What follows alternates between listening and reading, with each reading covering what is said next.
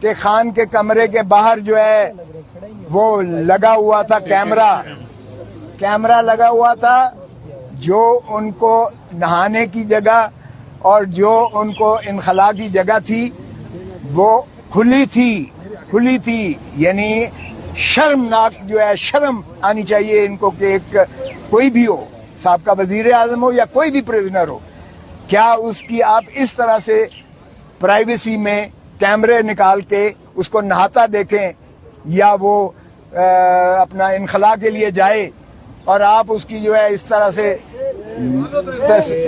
تصویریں کیمرے میں دیکھتے پھریں. آج محترم عمران خان صاحب کی تاریخ تھی جو چیف جسٹس اسلام آباد ہائی کورٹ کی ڈویژن بینچ کے پاس لگی ہوئی تھی. 12 بجے کا ٹائم تھا. 12 بجے سے ہم 1:45 بجے تک بیٹھے رہے اور پسینے میں شرابور ہو کر بیٹھے رہے. کبھی ایسا نہیں ہوا کہ بالا عدالتوں میں وقت دیا جائے، اور اس وقت کے برعکس جو ہے یہ میجسٹریٹوں میں تو ہوا کرتا تھا کہ چیمبر میں ریٹائرنگ روم میں بیٹھ کے چائے پیتے رہتے تھے یا ٹی وی دیکھتے رہتے تھے. ہائی کورٹوں میں کبھی ایسا نہیں ہوا تھا. میں نے شکایت بھی برملا کی، اگرچہ چیف جسٹس صاحب نے اس کی معذرت کی، لیکن میں نے کہا جی یہ کرٹسیز ختم ہو گئی ہیں. ہم آپ کی عزت کرتے تھے، آپ کو ہمارا عزت بھی ملحوظ ہونی چاہیے. ہم پسینے سے شرابور ہو کر جو ہے یہاں 2 گھنٹے سے بیٹھے ہوئے ہیں اور آپ نے جو ہے ٹائم دے کے ابھی نہیں آئے. اور پھر میں نے ان کو بتایا کہ خان صاحب کے ساتھ یہ ایڈیشنل سیشن جج جیل میں گیا ہے انسپیکشن کرنے کے لیے، اور اس نے لکھا ہے کہ خان کے کمرے کے باہر جو ہے وہ لگا ہوا تھا کیمرہ لگا ہوا تھا، جو ان کو نہانے کی جگہ اور جو ان کو انخلا کی جگہ تھی وہ کھلی تھی. یعنی شرمناک جو ہے، شرم آنی چاہیے ان کو کہ ایک کوئی بھی ہو، سابقہ وزیر اعظم ہو یا کوئی بھی پریزنر ہو، کیا اس کی آپ اس طرح سے پرائیویسی میں کیمرے نکال کے اس کو نہاتا دیکھیں یا وہ اپنا انخلا کے لیے جائے اور آپ اس کی جو ہے اس طرح سے تصویریں کیمرے میں دیکھتے پھریں. یہ آج تک نہیں ہوتا دنیا میں، یہ ہو رہا ہے عمران خان کے ساتھ. اور پھر اس نے کہا کہ ایڈیشنل سیشن جج نے رپورٹ دی ہے جو میں نے آج پیش کی ہے اس عدالت میں، عدالت عالیہ میں، اور اس نے کہا ہے کہ انہوں نے مجھے شکایت کی، تنگی کی ساری. اب اندازہ کیجئے گا حکومت اس کو بیٹر کلاس دے رہی ہے. جو سزا ہے وہ سمپل امپریزنمنٹ ہے، مشقتی سزا نہیں ہے، سادہ سمپل امپریزنمنٹ ہے جو سزا دی ہے. اور اوپر تو رہا یہ کہ اس کو بیٹر کلاس دی ہے، اس لیے کہ وہ اسٹیٹس کے مطابق دیتے ہیں. وہ سابقہ وزیر اعظم ہے اور ایسی جگہ پہ اسے رکھا ہوا ہے اٹک جیل میں جو جانوروں لائق بھی نہیں ہے جہاں رکھا جائے. تو یہ جو ہے میں نے اس کو دی ہے، بتائی ہے اس کو. اور کل میں نے خان سے ملنا بھی ہے، اس لیے کہ ان کی طرف سے ایک ریکویسٹ آئی تھی کہ آپ ضرور پلیز ملیے گا. تو میں نے آج ان کو بتایا ہے، جو چیف صاحب نے اجازت تو دی ہے. آج جب شروعات ہوئی بحث کی تو وہ وکیل صاحب آ گئے ایک مدعی کی، پتہ نہیں اس کے لیے کون انتظار کر رہا تھا. مدعی کے وکیل صاحب وہ ہیں جو میرے شاگرد کے شاگرد ہیں، جو وزیر قانون کے، اور ماشاءاللہ وہ شروع دن سے، پہلے دن سے وہ وکیل ہیں مدعی کے، پہلے دن سے الیکشن کے وہ سارے ٹرائل میں موجود ہیں، اور کہتے ہیں جی مجھے تیاری کے لیے وقت چاہیے. جج صاحب نے کہا بھائی تم تو خود بیچ میں رہے ہو، 2 ہفتے چاہیے مجھے. میں نے کہا سبحان اللہ، جب ہم نے مخالفت کی تو کہتا ہے 10 دن دے. تو پھر میں نے کہا جناب جج صاحب بہت اولیاء، اس دن جب میں نے پہلے دن آپ کو بحث کی تھی، آپ نے اپیل سماعت کے لیے منظور کی تھی، اسی دن آپ کو معطل کر دینی چاہیے تھی سزا، اسی دن آپ کو سسپینڈ کر دینی چاہیے تھی سزا. پھر بھی آپ نے باوجود نوٹس دیا شارٹ ڈیٹ کے لیے، اور وہ تب اس لیے نہ لگ سکا کہ آپ بوجہ علالت چیف جسٹس صاحب بیماری کی وجہ سے عدالت نہیں کر پا رہے تھے، جس وجہ سے تساہل ہو کر آج لگی تھی.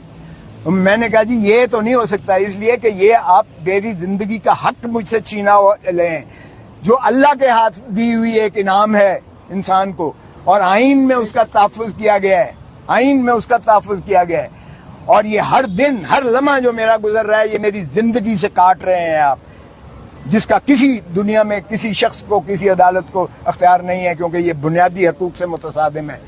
اور میں نے کہا جی یہ دیکھیں کہ فساد کی سب سے بڑی جڑ اس سارے گناہ کی جو ایک شاخسانہ ہے وہ تو ہے الیکشن کمیشن آف پاکستان، جس نے یہ فیصلہ دیا کہ عمران خان جو ہے وہ 62-63(1) میں یہ ڈسکوالیفائی ہو گئے ہیں، یہ نااہل ہو گئے ہیں، اور آگے لکھ دیا کہ ان کے خلاف جو ہے فوجداری مقدمہ بھی قائم کیا جائے۔ اچھا اب اندازہ کریں کہ وہ آرڈر لاہور ہائی کورٹ میں چیلنج ہوا اور اس میں ایڈمٹ ہو گیا ہے، اور اس میں کہا گیا کہ کوئی اس کے خلاف کارروائی نہیں کی جائے گی، کوئی کارروائی نہیں کی جائے گی اس کے پاداش میں۔ اور دیکھیں کتنے کھلے ننگے طور پر اس کا پروسیکیوشن بھی ہوئی اور سزا بھی ہوگی۔ اور پھر میں نے کہا جی آپ جورسڈکشنل انکیپیسٹی ہے، اس عدالت کو اختیار ہی نہیں تھا ایڈیشنل سیشن جج کو یہ کیس سننے کا، اس لیے کہ سیکشن 193 CRPC کہتا ہے کہ کوئی سیشن کورٹ براہ راست کوئی کیس نہیں سن سکتا، وہ میجسٹریٹ کے پاس جاتا ہے، میجسٹریٹ ریفرل کرتا ہے 193 میں کورٹ آف سیشن اگر ہو۔ اور میں نے 2022 سپریم کورٹ منتھلی ریویو کا حوالہ دیا ایگزیکٹ اسی نقطے پر انہوں نے سیشن کے آرڈر کو سیٹ اسائڈ کر دیا ایگزیکٹ اسی پر۔ تو پھر میں نے کہا جی یہ تو سارا ٹرائل ہی جو ہے غیر آئینی ہے اور یہ اس کی سزا جو ہے وہ کالعدم ہے اور یہ نان ایسٹ ہے۔ پھر میں نے کہا جی دوسری بات یہ ہے کہ یہ کمپلینٹ جو مدعی کیا گیا ہے ڈسٹرکٹ الیکشن آفیسر وہ کر ہی نہیں تھا سکتا کمپلینٹ جو ہے یہ الیکشن ایکٹ کے تحت، کیونکہ اس میں election commission of Pakistan complaint کر سکتی ہے یا الیکشن کمیشن آف پاکستان کسی کو ڈیلیگیٹ کر سکتی ہے۔